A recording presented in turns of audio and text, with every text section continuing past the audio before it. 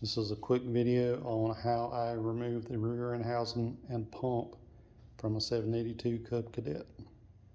Got it sitting on my Harbor Freight lift table that I bought. This thing's been really handy to be able to do these kinds of swaps.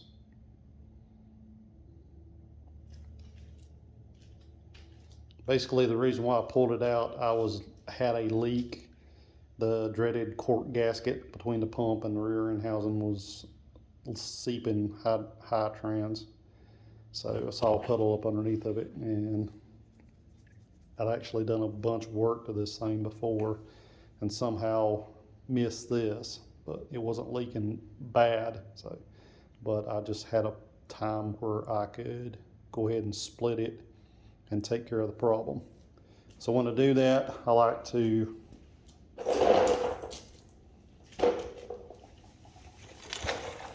replace this spherical bearing here.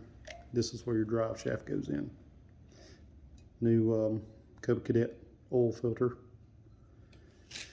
I'll loop all the linkages up for the brakes. I take this pin out, lube it. It's easier to pull off the pump if you remove this arm. And last time I did trunnion repair on this thing. So to get this off, you have to drive this spiral pin out, and the bearing, I actually wind up having to cut this and driving the rest of the bearing out and then press the new one in. So wasn't too bad. Of course, here's all your hydro controls that's on the pump itself. So I'm gonna stand up, spin around,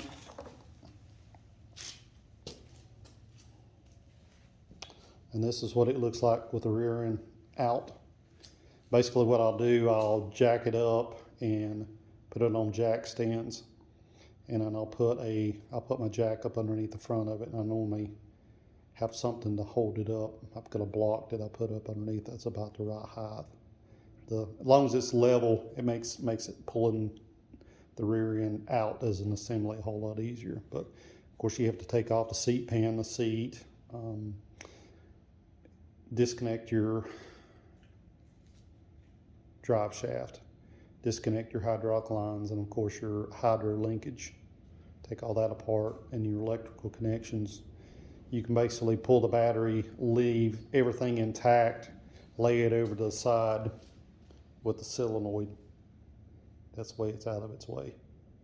But I'll just jack it up and put it on jack stands and roll this cart up underneath the rear end housing, and it's just high enough where I can lift the table up just a little bit, take the 4 bolts out, and let the table down with the rear end on it, and then pull it right out the backside.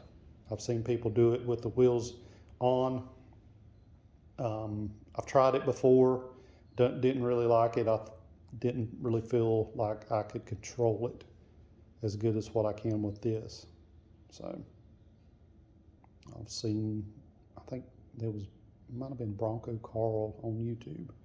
He was doing one, and the rear end housing slipped off the jack, landed on the coupler for the pump, and actually busted the pump.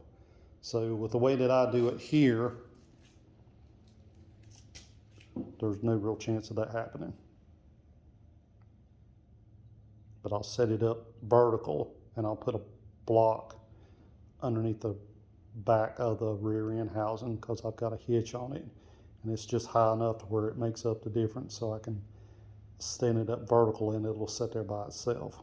Then I'll take the pump off and get to the cork gasket, replace that, put everything back down. Mess with the suction line. It takes a 1-inch wrench to take the nuts off, which I didn't have, so I used 26 millimeter to get that, and a box end, or a adjustable, which I don't like doing, but I've since bought a 2 1-inch wrenches, so that won't be a problem in the next one I do. If I ever have to do another one, hopefully I won't have to. But that's what it looks like pulled out.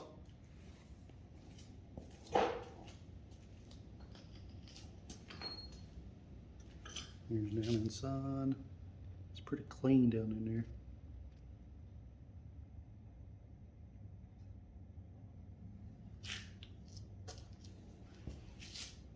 Try not to move real fast. I know these, on these phones, it gets kind of weird sometimes. So, lift cart has definitely saved my back in a lot of different ways. I use it a lot.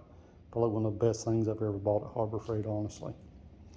But that's what it looks like. Lifted in the air. Like I said, I've got my floor jack up underneath the front.